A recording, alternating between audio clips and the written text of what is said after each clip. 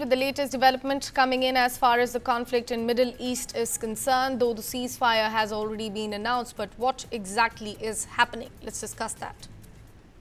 Explosions were echoed across Tehran even after US President Donald Trump publicly urged Israel to halt its airstrikes and also, quote-unquote, bring your pilots home.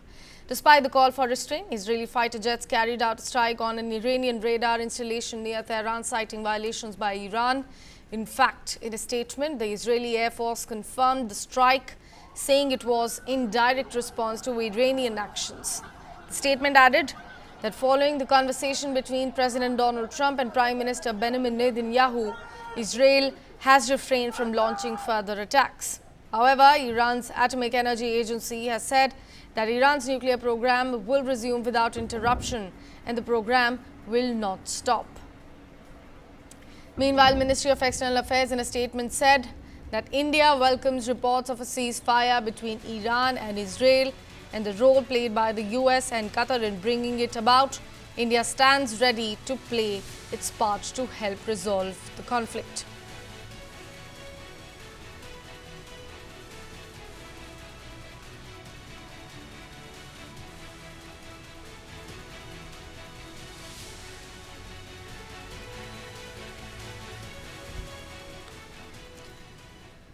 A preliminary US intelligence assessment has determined that US strikes over the weekend on Iranian nuclear facilities have set back Tehran's program by only a matter of months.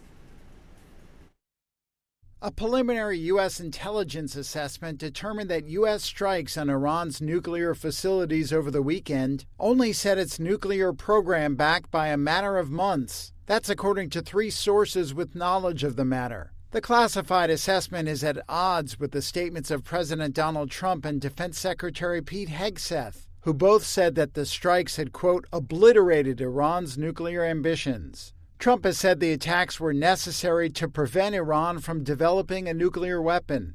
Iran denies it is seeking such a weapon and says its nuclear program is for peaceful purposes. One source said the initial assessment was not universally accepted and had generated significant disagreement.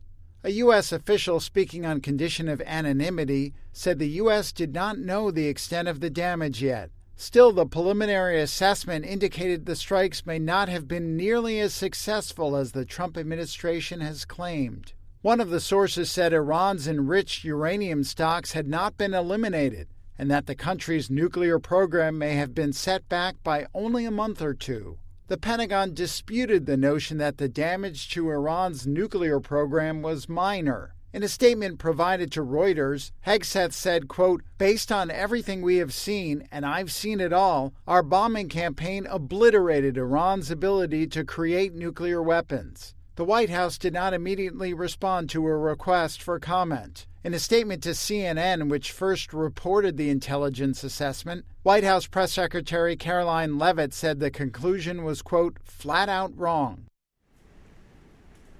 In fact, in a highly coordinated and largely secretive strike dubbed Operation Midnight Hammer, the U.S. deployed 5 lesser-known advanced weapon systems.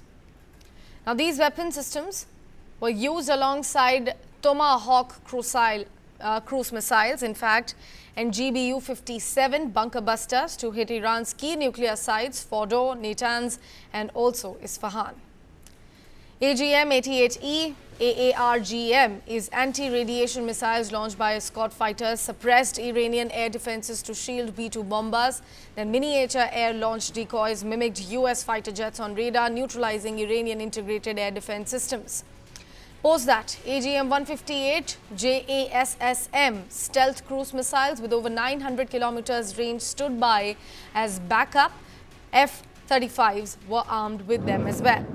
AGM-154 JSOW with the glide bombs kept ready to strike Iranian air bases in case enemy jets were scrambled but never fired. EA-18G Growler, US Navy's electronic warfare jets jammed radars and also blinded Iran's command centers throughout the strike. That's about the weaponry as well as Operation Midnight Hammer. The details.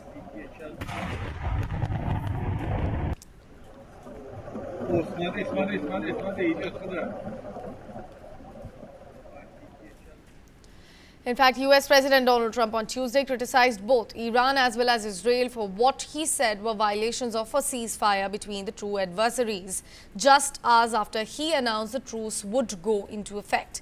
He criticized both Israel as well as Iran, saying neither side seems to know what they are doing after years of conflict. Donald Trump expressed particular frustration with Israel, which had announced major new strikes on Tehran.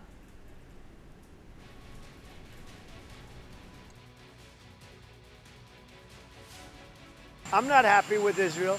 You know, when I say, okay, now you have 12 hours, you don't go out in the first hour and just drop everything you have on them. So I'm not happy with them. I'm not happy with Iran either. But I'm really unhappy if Israel's going out this morning because the one rocket that didn't land, that was shot, perhaps by mistake, that didn't land.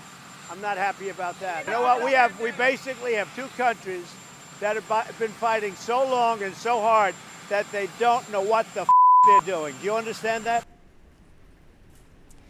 The Iranian president also said that the country will respect a ceasefire announced by US President Donald Trump, provided that Israel also upholds its terms. Pezeshkian said during a phone conversation with Malaysian Prime Minister Anwar Ibrahim, according to the presidency's website, he said that his country was not seeking nuclear weapons but will continue to defend its quote-unquote legitimate rights as a ceasefire took hold with Israel.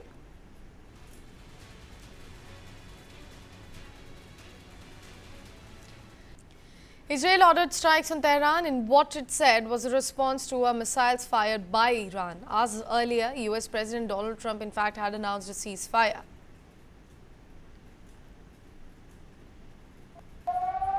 Just hours after US President Donald Trump announced a ceasefire, Israeli Defense Minister Israel Katz said on Tuesday he had ordered the military to strike Tehran. That was in response to what he said were missiles fired by Iran in a violation of the truce. Iran denied violating the ceasefire. In that brief window on Tuesday morning, Iranians in the capital welcomed the ceasefire, saying it should have come earlier. Much of Tehran, a city of 10 million, has emptied as residents fled Israeli bombardment. Iran's Armed Forces General Staff denied that there'd been any launch of missiles towards Israel in recent hours. State television reported. Trump posted on Truth Social, "The ceasefire is now in effect. Please do not violate it." Shortly before the ceasefire took effect, Israeli authorities said 4 people were killed when an Iranian ballistic missile struck a residential building in Beersheba. But both sides confirmed the truce. Israeli Prime Minister Benjamin Netanyahu said Israel had achieved the goals it had set in launching its June 13th surprise attack on Iran, which were to destroy its nuclear program and missile capabilities. Iran says its nuclear program is solely for peaceful purposes and denies seeking to develop nuclear weapons.